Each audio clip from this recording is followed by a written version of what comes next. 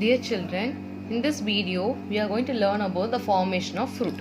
Okay, so we have already discussed in the 9th, 10th and 11th standard that the seeds are developed from the ovule. So ovule develops into seeds and ovary develops into the fruit. So this is a basic concept you have already studied. Clear? So இப்போ இந்த fruit எப்படி form ஆகுது? So our topic is the formation of fruit. So from where the fruit forms? The fruit forms from the ovary. அப்போ இந்த ovary என்ன ஆகும்னா it undergoes cell divisions. Cell division நடக்கும். Cell division நடத்திட்டு then it will undergo differentiation. So once the ovary is fertilized, it undergoes cell division and differentiation and then it forms the fruit. So fruit என்றது ஒரு ripened ovary, ripened RIPENED, ripened ovary அப்படின்மா.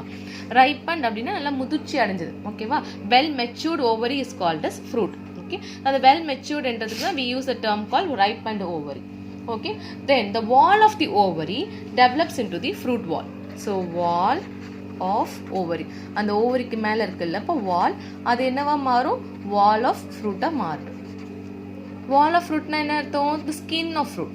Okay, so it consists which is called as pericarp. PERICARP, pericarp அப்படினு சொல்வாங்க. Okay, which may be fleshy. அது வந்து ரொம்ப fleshyயாவா இருக்கலாம், like fleshyனா நல்ல சாஃப்ட்டா உமா தண்ணி பதத்தோட இருக்கும். Okay, so it which may be fleshy, example guava, tomato, cucumber அதுலலாம் தெரியும். Okay, or it may be leathery or dry. Or it may be leathery or dry. So it can be either fleshy or it can be leathery or dry. Okay, so the pericarp will protect the fruits. The pericarp will protect the seeds and helps in the dispersal of seeds. Okay, so அந்த உள்ள இருக்கக்கூடிய seeds யார் protect பண்ணுவாங்க? இந்த pericarp தான். Okay, so it consists of 3 layers which is called as epicarp, mesocarp, endocarp அப்படின்னு சொல்வாங்க. Okay, so these are the 3 layers of pericarp. Okay, so what are the 3 layers? Epicarp, mesocarp and endocarp. Okay, so the fruits contain very large number of seeds, like there are thousands of tiny seeds in orchid fruits. Orchid fruits நீங்க பார்த்தா இல்ல ficus நீங்க பார்த்தாலும் தெரியும். So ficus and orchid fruitல பாத்தீங்கன்னா thousands of seeds வந்து இருக்கும். Okay, ஒரு fruitல. அப்ப significance of fruit formation ஏன் முக்கியம் அப்படினு பாத்தீங்கன்னா second one is it protects the seeds from the injury. So first point என்னது? Protects the seeds from injury. Protects the seeds from injury. So significance of fruit formation. First one is protect the seeds from the injury.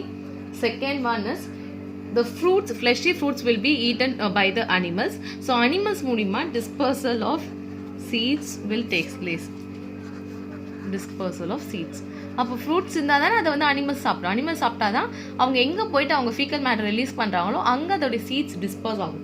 So dispersal of seeds takes place. For the dispersal of seeds we need the fruit formation. Okay, the third one is it provide nutrition to the humans. So by the humans also these kind of fruits will be dispersed. Okay, so these are the 3 significance of fruit formation. So what is the first one? The fruits protect the seeds from mechanical injury. The second one is the fleshy fruits provide food to animals who also act as the dispersal agents of the seeds. And the third one is the fruits also provide nutrition to its own developing seedlings. அதாவது அந்த ஃப்ரூட்ஸ்ல இருந்து வளரக்கூடிய ஒரு செடி வளருதுன்னா அதுக்கான nutrition கொடுக்கிறதுக்கு அது ஹெல்ப்ஃபுல்லா இருக்காங்க. And it also gives nutrition to the human beings. So with the help of human beings, the seeds will be dispersed and the plants will be grown in a different place. Okay, so these are the significance of fruit formation. So depending upon moving on to the types of fruit. எப்படி ஒரு fruit வளருது என்றதை வச்சு how does a fruit germinate, forms, அதை வச்சு we can classify the fruits into 3 types. So formation of fruits, எப்படி இந்த root form ஆகுதுன்றதை வச்சு we can classify the fruits into 3 types. The first one is called as true fruits. true fruits. So the second one is called as false fruits. The third one is called as parthenocarpic fruit.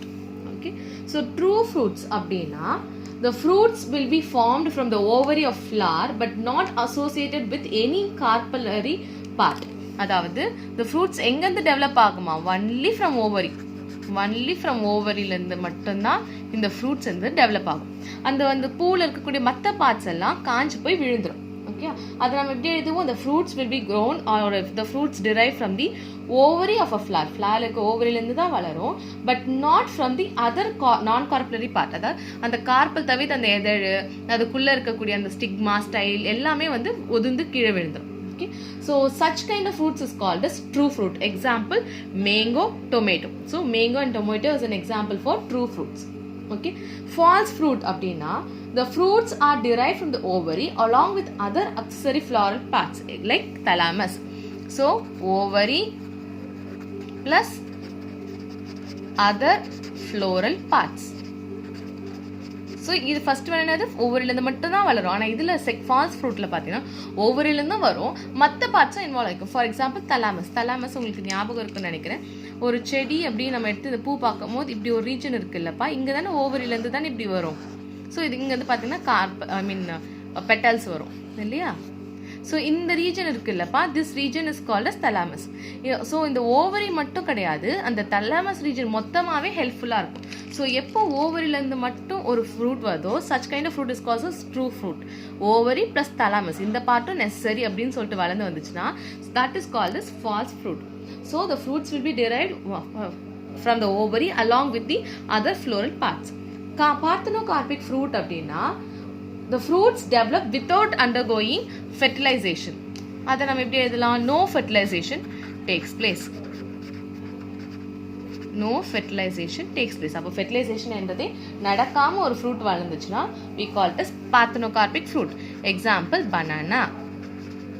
So banana is a very good example for parthenocarpic fruit. Okay, so அந்த process இருக்கு தெரியுமா? இப்போ வந்து எந்தெந்த fruit எல்லாம் fertilisation ஆகாமல் இருக்கும் அந்த ஃப்ரூட்டுக்கு பேர் we call it as parthenocarpic fruit. And the process of formation of such fruit without the involvement of fertilization is called as parthenocarpy அப்படின்னு சொல்லுவாங்க. parthenocarpy.